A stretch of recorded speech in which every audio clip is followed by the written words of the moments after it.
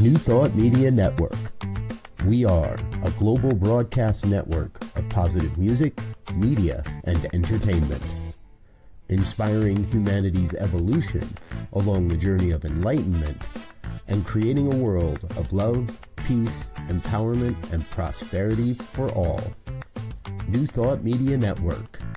Positively inspiring.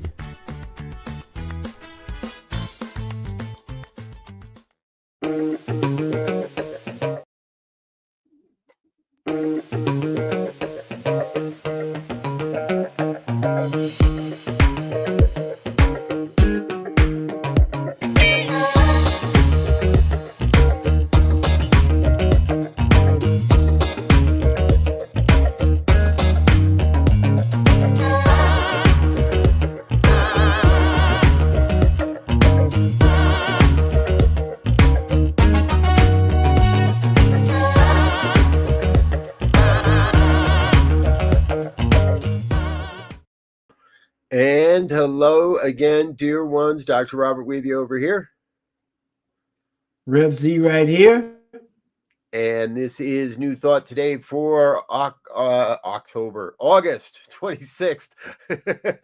Get a little bit of wind in the air, and all of a sudden I think it's October. August 26th, folks. So, Z, welcome back, my brother. It's you've been traveling all over North America for a while now, and you're back. I'm glad to see you.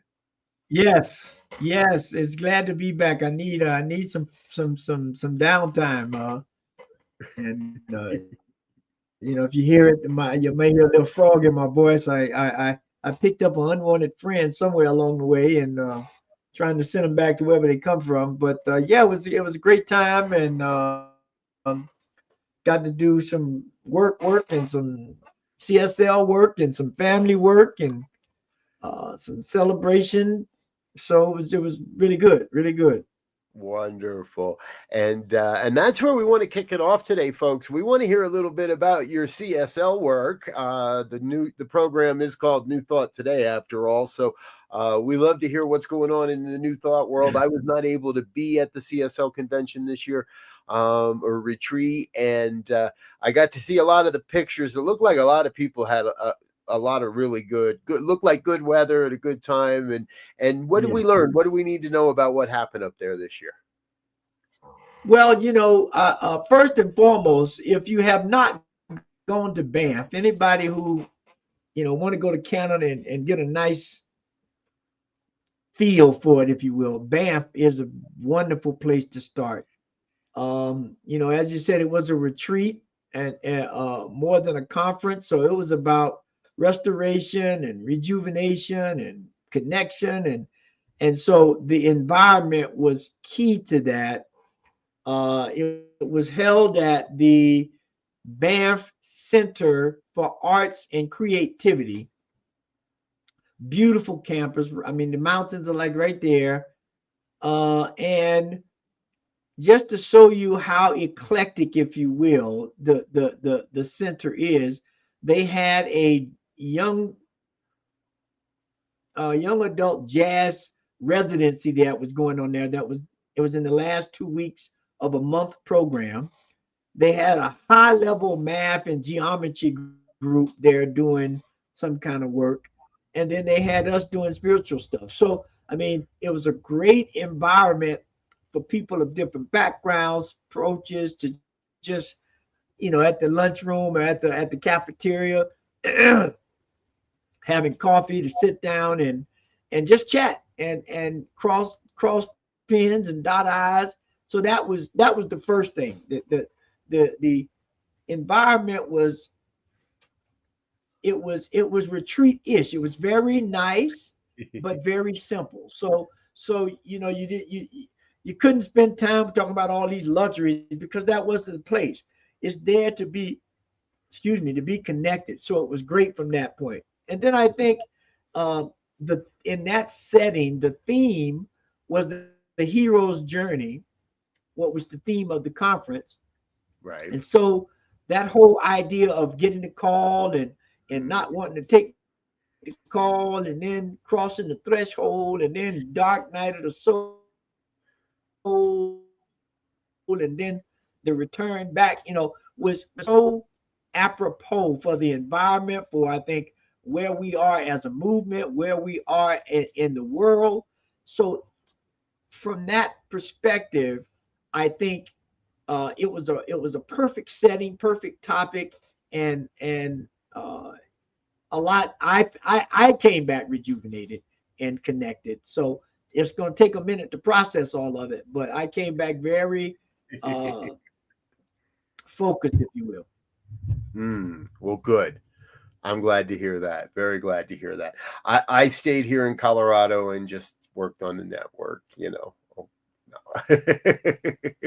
We don't do that stuff around here. I can imagine, I don't have to imagine because while I haven't been to Banff, I've been able to do such events and such experiences with many of the folk up there in CSL and in the past. And there is something special about when you put a group of committed individuals, a group of committed people that are here on the planet to do the good work of making the planet a better place, being in service to the planet. And so I'm grateful that you got a chance to experience it. And I'm sure you dropped the New Thought Media Network name at least a few times while you were there. Yeah, well, and people just recognize the network from seeing me, so that was good. There is a span of control that's spreading out. That's great. Exactly. So, folks, if you're watching, feel free to chat along, chime along, drop a comment in the comment box of whatever platform you might be looking at. We'd love to include you in our conversation here today. So, and we're talking about connections. So, anything specific that came through for you, Z, and your ministry that felt like, wow, I'm going to go home and I'm going to implement that because that's going to make a difference in what you're doing as a community?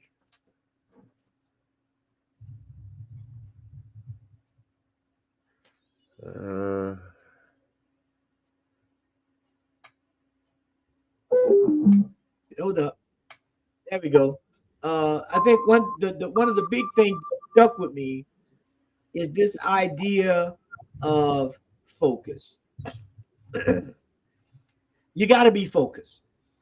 Because uh, one of the things that came through on this hero's journey, part of the hero's journey is to be distracted by all of these things. Now that's part of the journey, right? That's because you're going out on the quest, right? But and so quite naturally on a quest, you're inquisitive, you're observant, and it's all new, so it's easy to get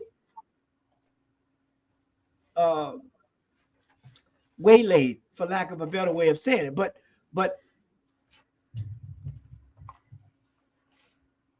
and as I see it, is to remember what the call was, right? Because that's why you went on the journey. It was that call, something in that call that said this, that, or the other. And that's the thing. I think so. Focus, determine what the focus is, and then stay open for everything, for guides, for insights, for mishaps, because there's lessons in all of it, right? Even the side tracks, there are lessons in it, but you have to remember what the focus is, so you don't just keep drifting off course. Right. Yep. Exactly. I like that. Let's get focused. I think New Thought could use some focus. Yeah. Because you just think about it. There's so much going on in so many arenas at so many levels. There's no way possible for you to be on top of all of them at any one time. Ever. Right. Yep, I believe that. Well, you know what I'm focused on, and I'm dying. I'm looking up where my focus is actually, and I'm there it is. Yeah. So our next focus is Vegas. and Spirit in the Desert Yes. with the Center for Spiritual Living Las Vegas. That one, we're getting a chance to actually share from the same stage, not on the same day. We're on different days, or I think. Yes. Yes. But we're going to get to share from the same stage. Let's show people that real quick. It's Linked in Spirit, Join and Joy, a new thought gathering for connection, collaboration, and community. Gary Lynn Floyd, who was on this program just a week or two ago now, will be the musical guest. And there's a lot of people on this list, Z, including your name. Yeah. Yeah. I mean, that's a power pack, jam pack agenda there. It is. And this past week was our cutoff date, folks, to send in talk titles and descriptions and stuff. So I know that for myself, what I sent in, and we'll have to see if I actually stick to this title or not. You got to remember, ministers, we have that prerogative. We might talk about something totally different. But currently, I'm going with Awakening to Oneness, Spiritual Insights from the Heart of the Desert. Ooh. An exploration of the profound interconnectedness that unites us all, and how recognizing our shared essence can transform our spiritual journeys and foster deeper connection within our communities. And we talk about that a lot here, how to foster a sense of deeper connection within our communities. And so I think we'll have quite a bit to pull from for that topic title. Yeah, and since I've been running around, I got a reprieve there, but I got to get mine in, and but yeah, I got a couple ideas, and so I'll narrow that down here today, obviously, because I got to get it in. But the thing I think about just by the title itself, linked in spirit, joined in joy, or connected in joy. I mean, when we talk about linked to anything, it means connections and relationships and resonance. So we're looking at different levels of being linked, right? Whether it's physical, mental, emotional, spiritual, energetically. And so I think given what I'm seeing, we need to foster all of that, which to me says that is how we live holistically. I have to be linked.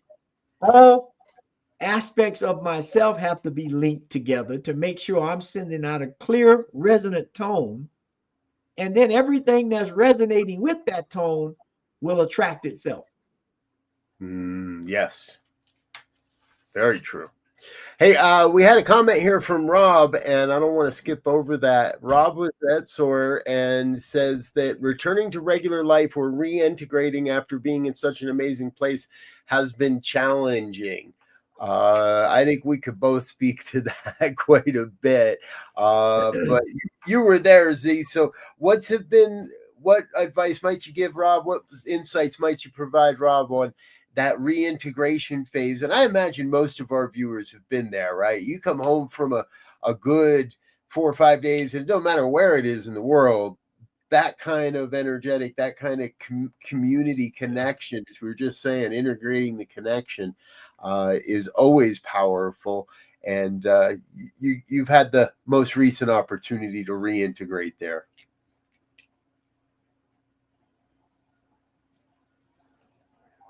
Yeah, I think I'm still doing it. And I think first and foremost is to take care of your physical self, right? Take care of yourself, but first and foremost, your physical self. Because if your physical self is not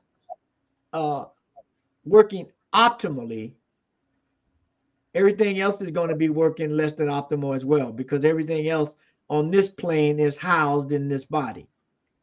And then the second thing, which anybody that know me, is hard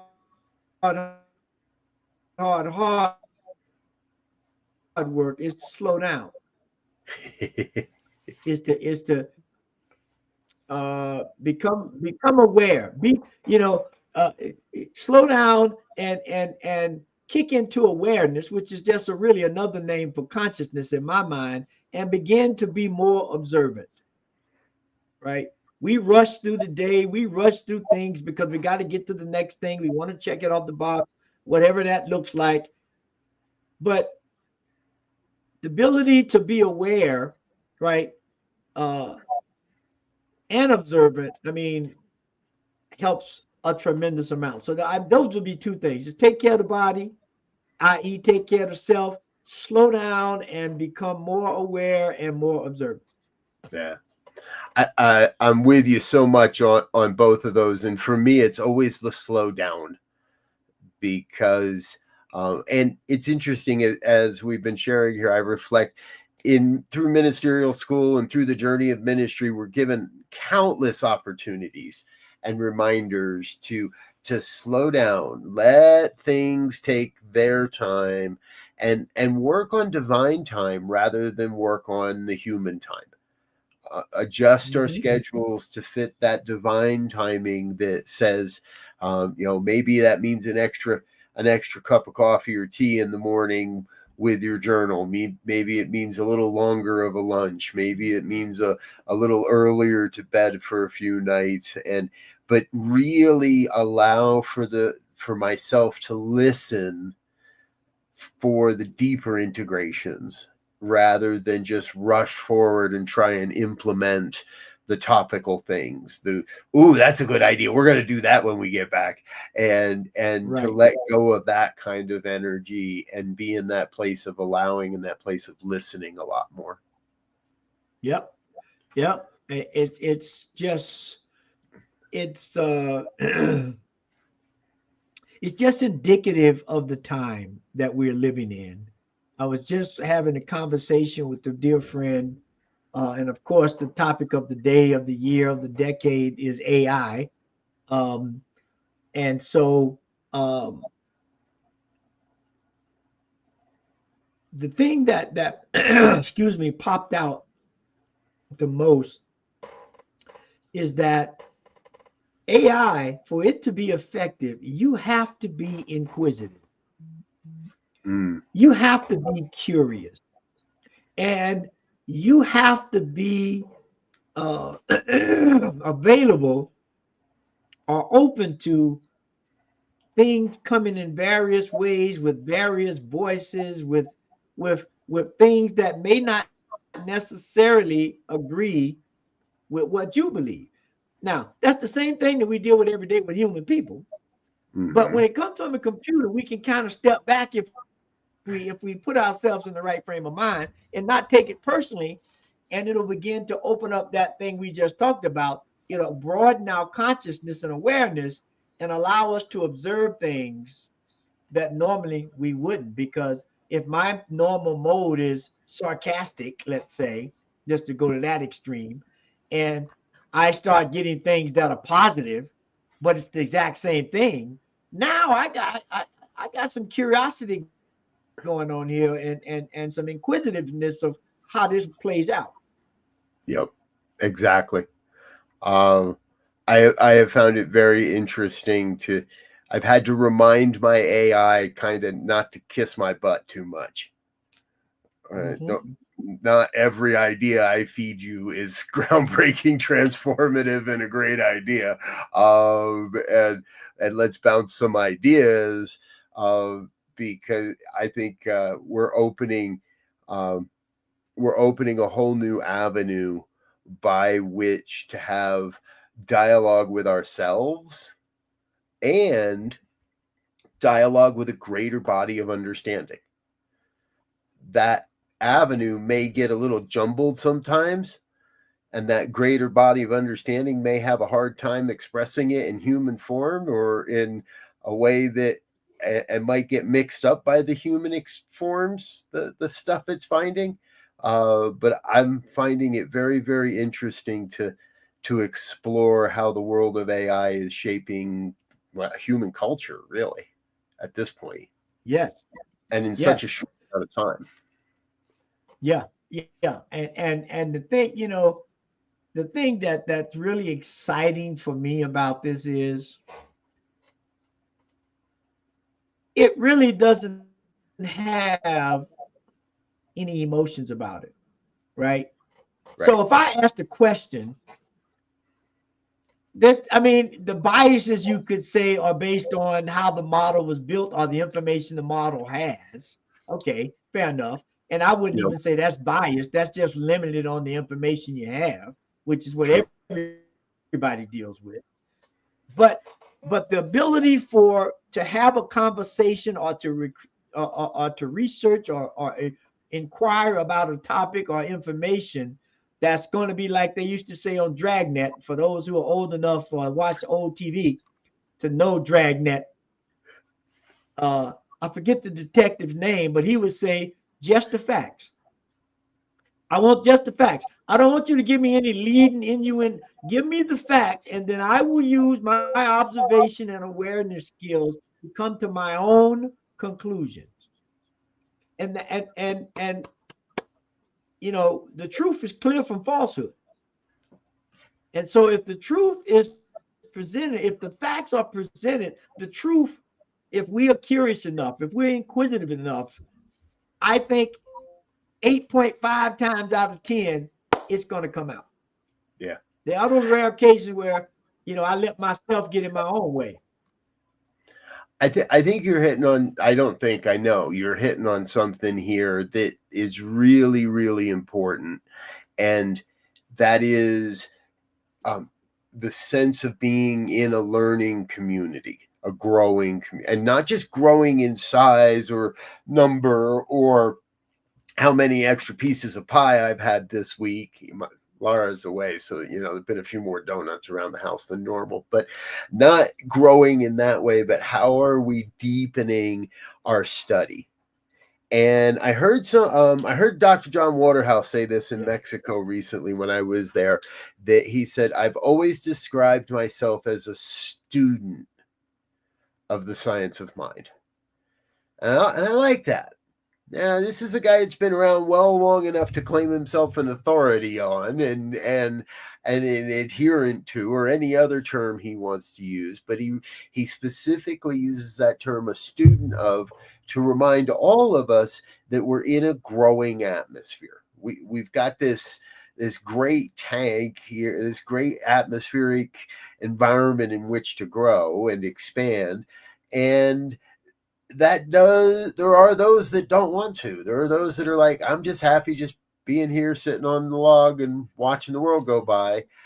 But New Thought, Science of Mind, the first community I walked into, there was a real strong ethic of learning and deepening that I'm proud to say continues to this day in what we're doing here at New Thought Media Network. Providing those opportunities. Yeah. So, folks, we're going to take a quick break here, let a couple of our sponsors say hello and all of that. But please don't go away. Don't go very far. We'll be back in just a couple of minutes with more of New Thought Today here on the New Thought Media Network. Stay with us. We'll be right back. What I can say is, wow, there are so many New Thought celebrities in the room. I am telling you, this is a real family reunion. And if you've never been, believe me when I tell you, you are part of the family. You want to come, you want to learn, you want to be hugged on, you want to be loved on. This is the place to be. So it's a lot of fun. It's like a family reunion. We get together, we laugh and we cry and we're together and we deepen, and it's a lot of fun. When I think about all the retreats I've been to, all of the summers I've spent going to many places to get spiritual food, nothing really quite does it the way Anton does. There's a family sense here. You come here and you are surrounded by loved ones. It's very much like to see you at the Anton Retreat 2025. There are lots of wonderful surprises.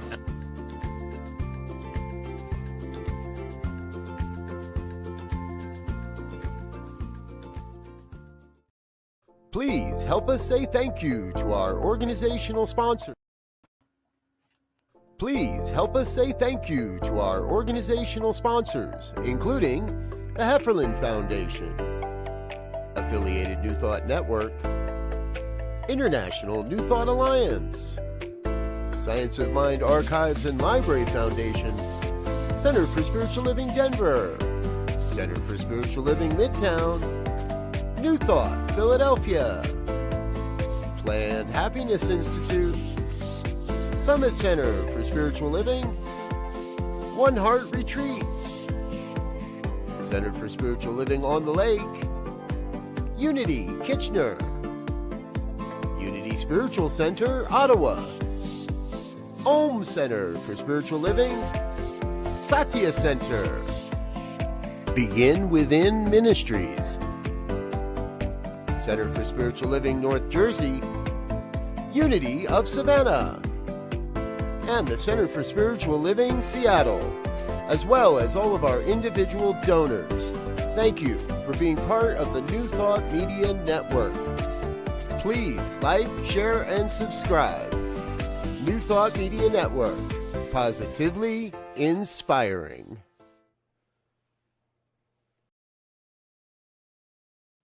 Yes. Thank you to all of our organizational sponsors and individual donors. If you'd like to become part of the New Thought Media Network financial family, please head on over to our website, ntmedia.org. Click on the donate button and add a little something to help us keep sharing this word and this mighty message around the planet. All right, Z, we're back. And I'm really I'm hearing this theme here today of being in that space of listening, but also, and I think this one might be even more important, look for the connections. Look for the way that we are connected as humans. Look for the way that we can connect with other organizations. Look for the way that connections are providing an avenue to a greater understanding, I think. Yeah, I think, I got on this kick, and I like it, that there's a 13.8 billion year old scripture called the universe, that has so many chapters, verses that we haven't even begun to scratch the surface.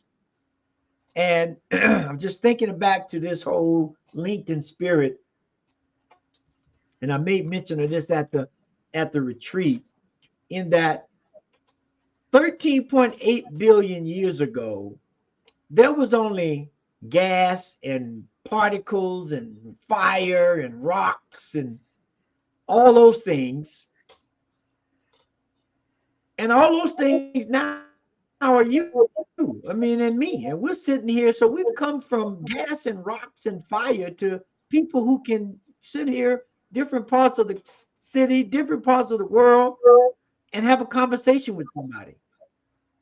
So when we looked at this whole idea of linked in spirit, there is as we say in our teaching, there is an intelligent presence. Call it what you will. Energy, consciousness. I don't want to get caught up on the words. I'd rather say an intelligent rock, because that's going to upset a lot of people. And that's going to make them have to think, right? Because if I say God, I've already stepped into a nice little place of what that means. But this unidentifiable, intentional intelligence that is pervasive is what we're trying to remember, that we are already linked to. We just have to remember how to plug back in. And by as the question came in, by taking care of our radio transmitter, this body, to be able to fine tune to pick up the signal, and to be able to receive it and translate it back out is the key. Yeah. Now you're hitting on one of my favorite analogies in all of this. And I forget when it first came to me in this, but we're transceivers. Yes. Not just transmitters, not just receivers. And I spent a lot of years running around the mountains of Utah in the winter, and that's avalanche country. And you didn't go into avalanche terrain if you were intelligent, unless you had a transceiver. and it was just a box that you'd strap to your chest. And when you're out peeing, it would transmit your signal. So if something bad did happen, there's a signal emitting from where you are. And if you need, you could take, and if a buddy got swept away, you could pull out your transmitter, turn it to receive, and zero in on where the other person was. These things save a lot of lives. And if you're not in the mountains, you would never know this. You would never need to know this. And yet it's the greatest example I've ever heard of how we are as spiritual beings. We are receiving input. We are receiving messages. We are receiving insights. We're receiving transmissions. And then we have to turn around and cast those out and send those out into the world and transmit those out so that other people can receive the good, the word, the insight. And I was recently sharing with some people, and the question came up, can you tell that a room gets lighter when you walk in? Can you? And most people have probably been there. You've been there at some point, right, folks, where you walk into a room and you can just tell that everything got a little lighter. People started laughing a little louder. And oftentimes you don't even know if it's you or not. You just happen to walk into the room and notice it. But it's that kind of raised vibration resonance that is going to, going to do the work we're here to do, I think, as New Thought. Yeah. And you know, the whole idea of New Thought, AI, I keep, I'm a little infatuated with AI. I might take it on a date here pretty soon.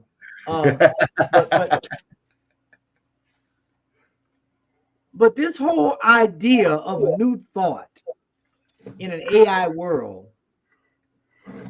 is just kind of like a mind blow to me, because that's basically what AI is having people do. Having new thought, meaning I have to have a new thought to ask a pertinent question.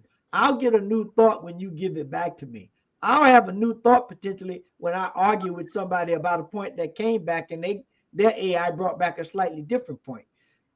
Again, something that we've talked about, these ideas of dialogue. Mm-hmm.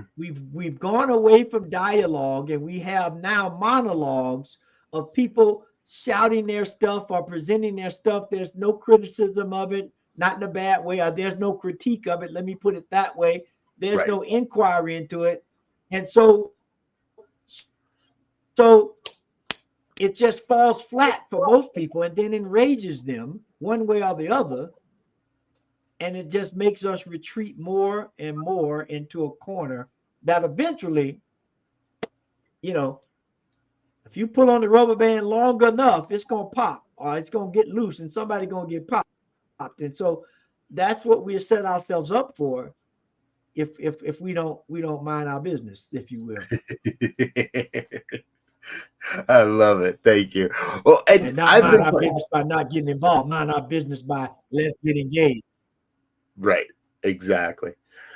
You again and again, you keep bringing us back to some great points here around how we can integrate AI into our inquiry or into our contemplations, into supporting us. And I'm going to come back to my original premise for today, that we need to be in a learning community. And the AI models provide us that opportunity if we're not in physical community with people each as well. However, I think these create great discussions because we get a chance to put these ideas into consideration, into the world, and therefore into consideration.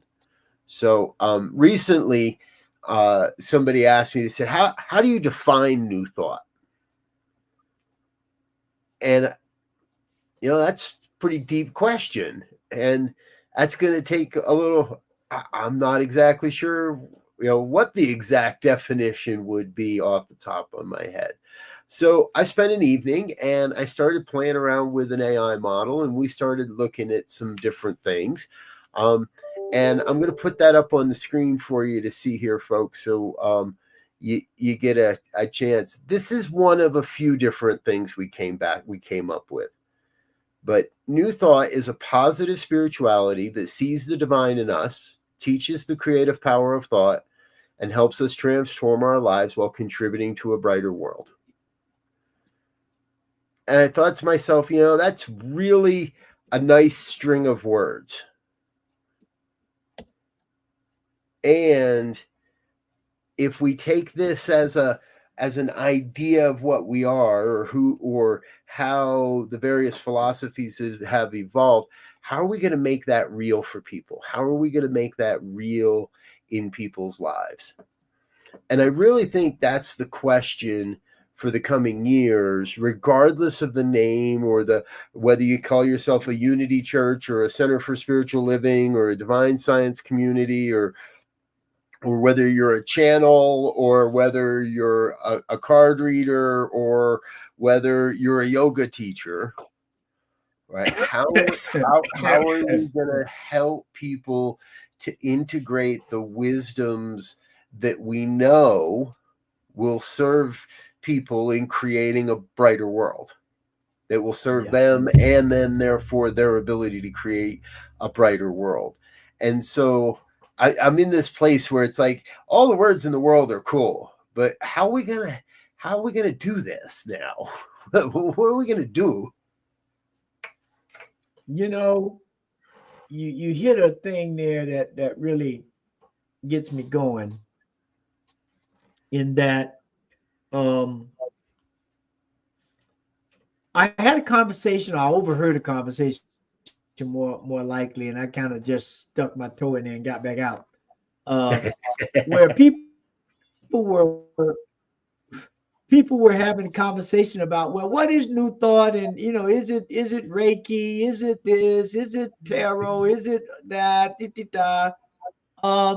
and I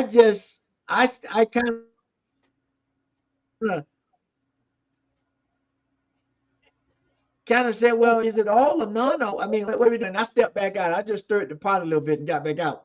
But when I sit here and think about it, when we look at ancient mystical systems, and almost all of them have archetypical images and symbols to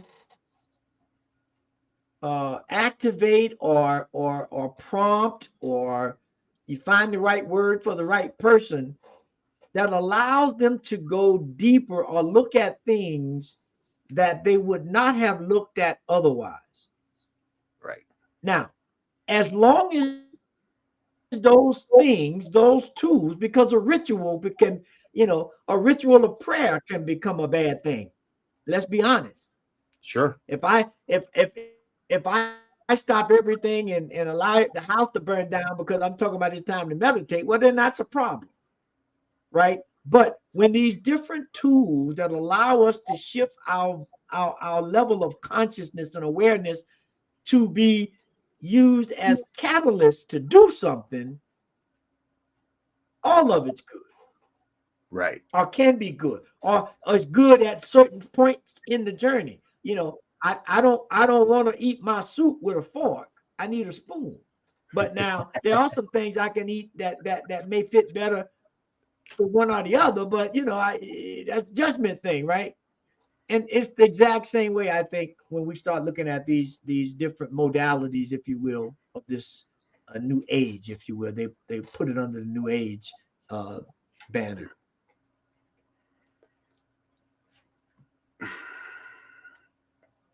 Yeah, okay, let's explore that for a minute, because I know my education, and I think I know a pretty good part of your education. And in the New Thought world, we've been pretty adverse to ever approaching anything that anybody wants to call New Age. Right? We've tried to draw a dividing line, a divided line, I think, between New Thought and New Age. And number one, do we have that right to claim New Thought in that way, and to say that you in what I'm going to use the example of Sarah Landon, and she's a fairly well-known channel now. Channels a group of entities known that she calls the Council, and we could very much put her shoulder to shoulder with Abraham Hicks, and Abraham is a collective voice and the Council is a collective voice. And in her latest book, she uses the phrase "and so it is," or the Council uses the phrase "and so it is," not religiously like we do in Science of Mind, but as appropriate, as not just as a rote statement of proof that I believe, but as an actual active sentence that activates a belief system or a belief within the system of which this entity, this collective, is writing. And if you follow the old school, you're not listening to entities and channels and this and that. And we've always kind of pushed away the channeling experience or the demonstration of it because it was too New Thought, because it was too New Age. And New Thought says we got to be accepting of all of it. Well, and Ernest, in the original textbook, there was information in there on channels and psychic experience, or however you want to term them. Spiritualism, a little more, yeah. Yeah. And I tell you, being a good old country Southern Baptist boy, when I first got introduced to Abraham, I was like, okay, this is the devil right here. And the person who gave it to me is the devil, right? But it was a trusted friend. And this was back when it was just cassette tape. They gave me a cassette tape. I listened to it and I said, yeah, okay, yeah. And then they gave me another one. They said, well, let me give you this one. They gave me the next one. I said, all right, okay. And that was right around the time they came out with the first DVD of one of her sessions. Oh, wow. Okay. So at that point, I was curious enough to order, right? They had my awareness and curiosity, so I ordered it. There you go. And I sat down with every intention to say, this is some BS. I put it on, and she got there and she did the little thing she did for like 3 seconds with the head, I'm like, man, what's that? What you gonna do in that time? She stepped from behind the counter, the podium, took off her shoes, stepped on what I would call a traditional Islamic prayer rug, and opened up. And I was like, ooh, okay, now that's interesting. And then the guy asked the first question, and I said, oh boy, this finna get good, because I don't know how she gonna answer this. And it was spot on. Mm-hmm. At that point, I was like, I need some Abraham on my bread and toast right now, because that information she gave, I looked at it in the sense of, if someone is tapped into the energetics of the universe, right? There's air people, and there's water people, and there's earth people. But for me, if you tapped into the energetic vibrations of the universe, there is nobody, absolutely nobody, in my opinion, clearer than Abraham Hicks. Mm-hmm. Don't forget us fire people, by the way. You got to know how to translate. you skipped us fire Yeah, people. fire is energy. Fire is energy. I am fire. I'm Leo. No, energy is fire. Energy is fire. I am fire people.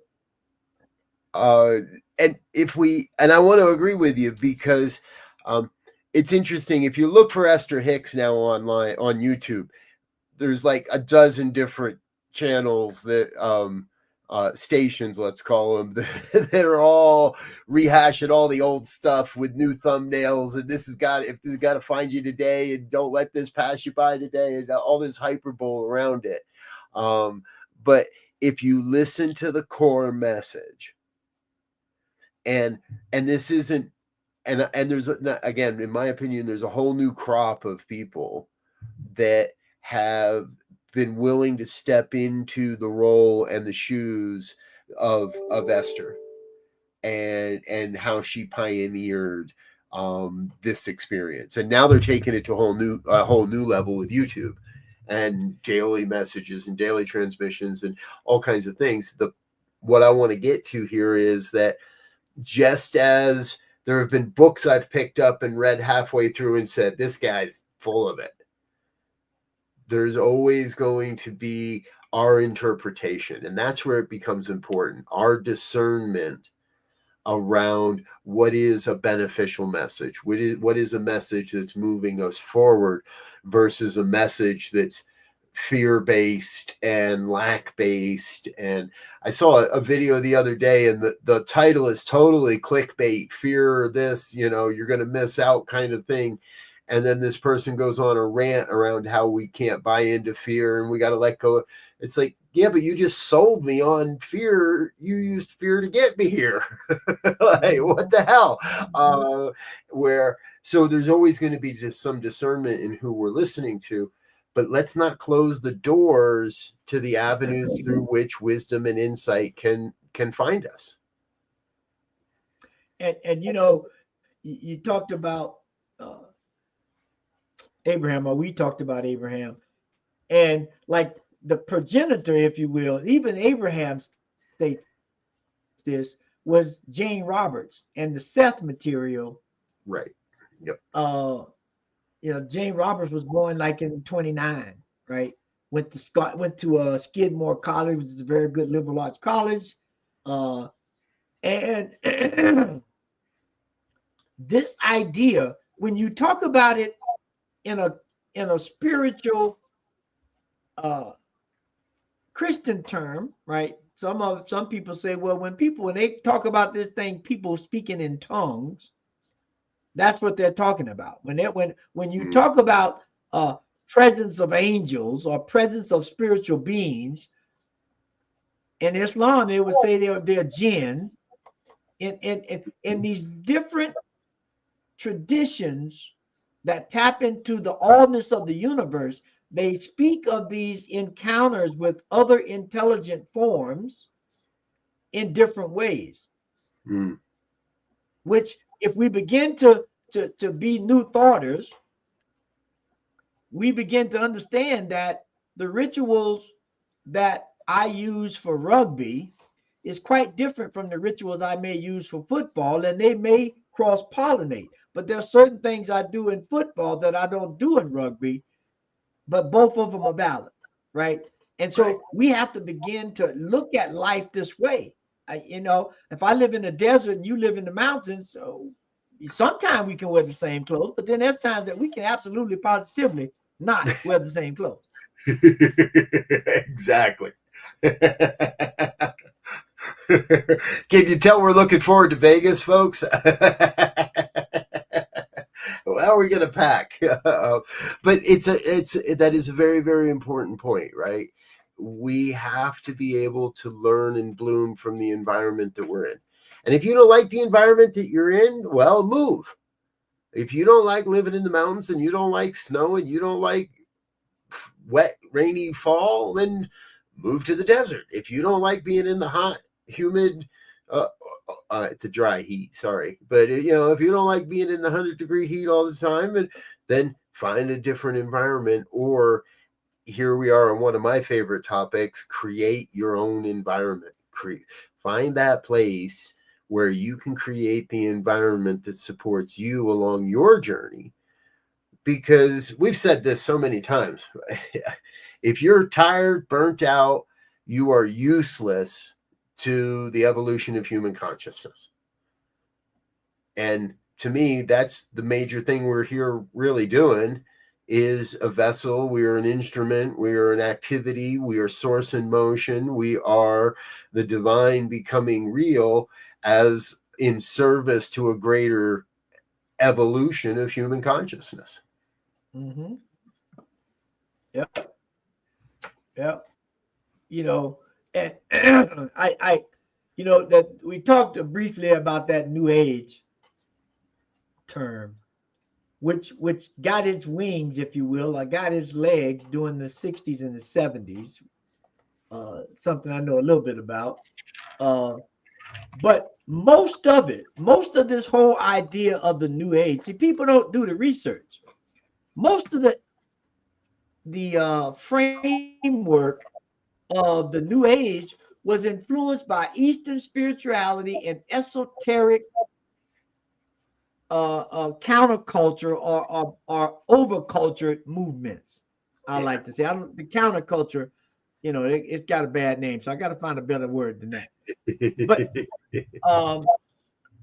But it came from a rich tradition of what we now call New Thought, as being observation, being in touch with sensorial things at all levels, whether they're the five senses or those beyond.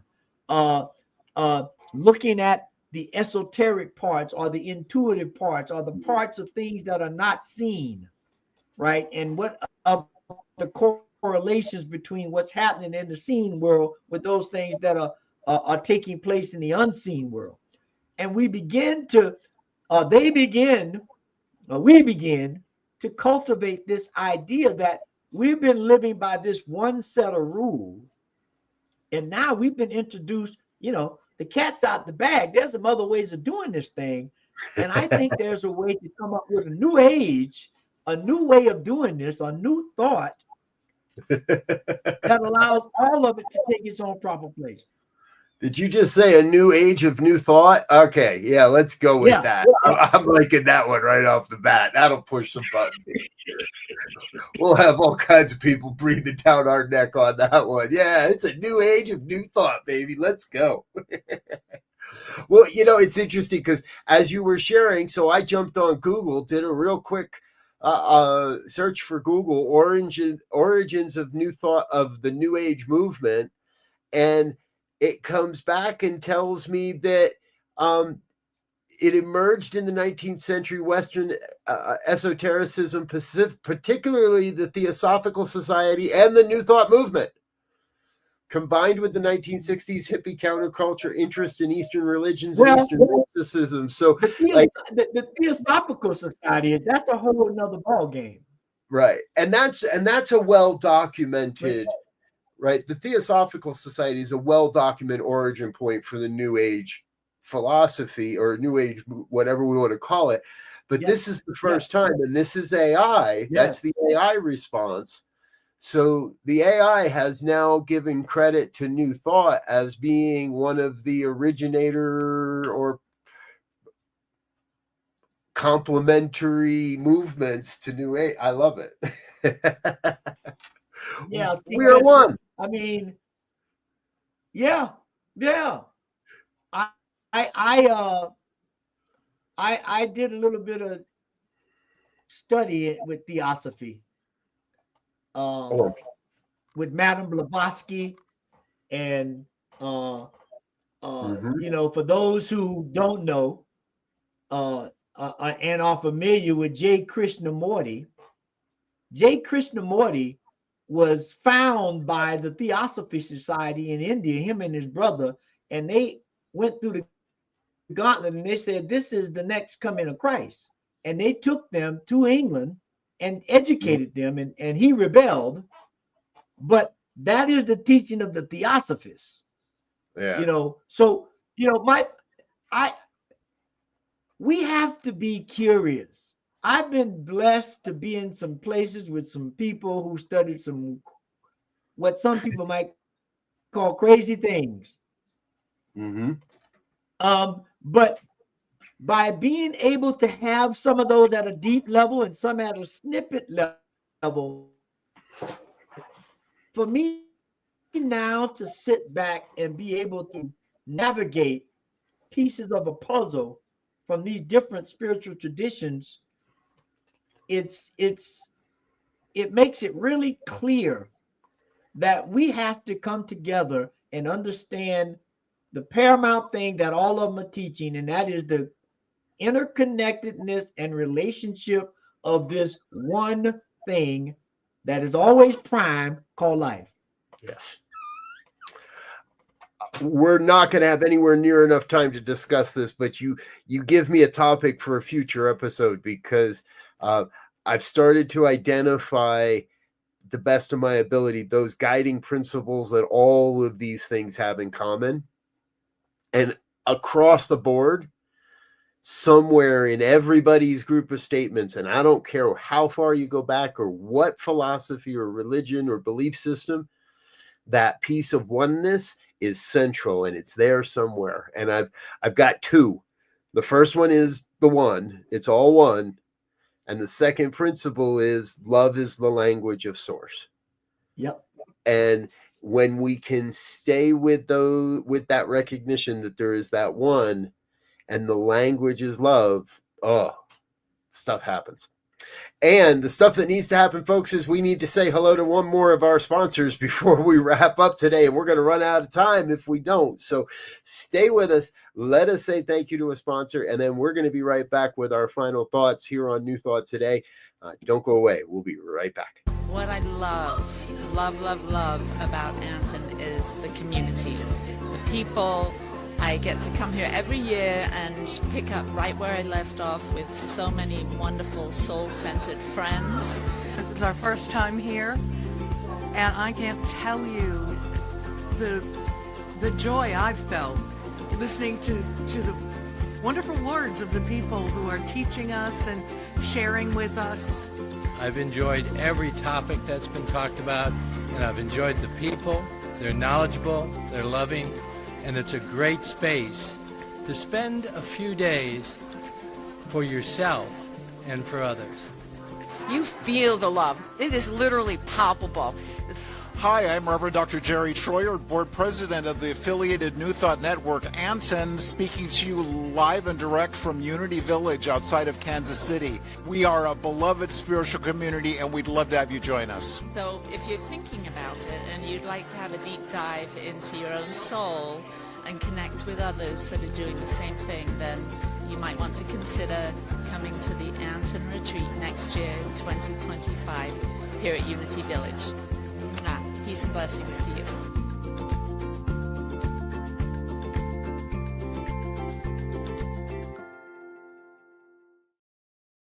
Yeah, there it is, folks. It's time to register if you haven't already for this year's Anton Retreat at Unity Village. I'll be there. I got a keynote. It's going to be fun, I promise. And Z, we're going to get you there next year, 26, I promise. Yeah, I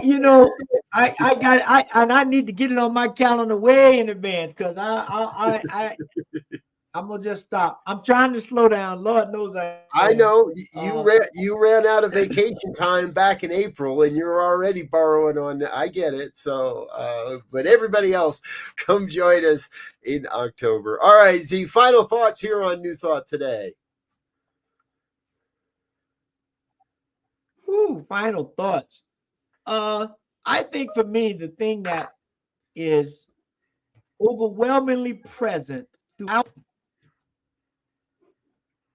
the globe, throughout the universe, is this core theme of interconnectedness of all life and universal energy.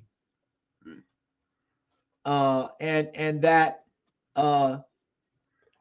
as we continue or begin to put this emphasis on this personal, spiritual hero's journey, if you will,